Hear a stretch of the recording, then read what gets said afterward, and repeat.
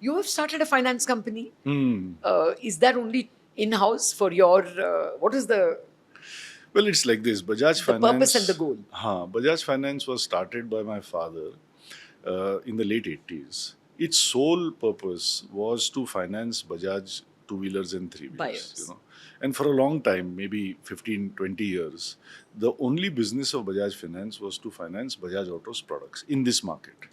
Uh, and then when Sanjeev took over and he led the transformation of the company, and you have seen the results of that, they went much beyond that brief, And progressively, uh, Bajaj Auto's business was under 10% of Bajaj Finance's business.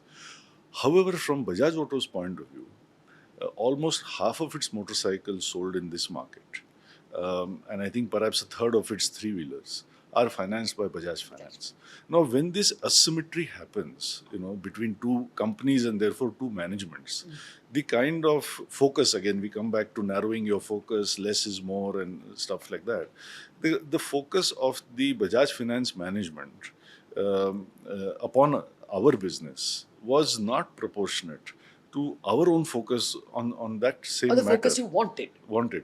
And this is a very big competitive lever. It's one of the very big competitive levers in the marketplace.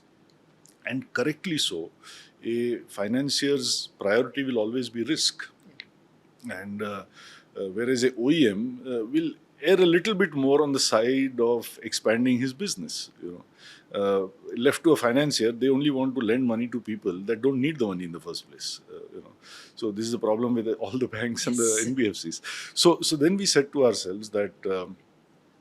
And I'll let you in on this family secret. I said this to my father in 2010 for the first time, that this is going to be a conflict in the future from a business point of view. Let's separate this. And he just shut me up. He said, I don't want to start another company. I don't want another board. I don't want another 6 board meetings. And to be very candid, there will also be this thing of log kya kahenge, ki why this, is there a split happening there and stuff like that. He said, I don't want to do it right now. So frankly, till he was around, this was not done. But internally in this family council I referred to, we were all kind of agreed on this.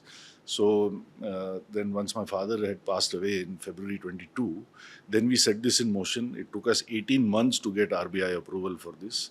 And then we started off so that we can have an NBFC. And that is the guardrail provided by RBI also. Your only business activity will be to finance Bajaj Auto products. So that's the only purpose, very sharp focus, but a very important competitive lever for Bajaj Auto. Okay. Got that straight. And you also have a Bajaj Auto technology. Yeah. Any specific reason you want to an R&D thrust? Well, let me be honest and say I don't think that was so well thought out as Bajaj Auto Credit Limited.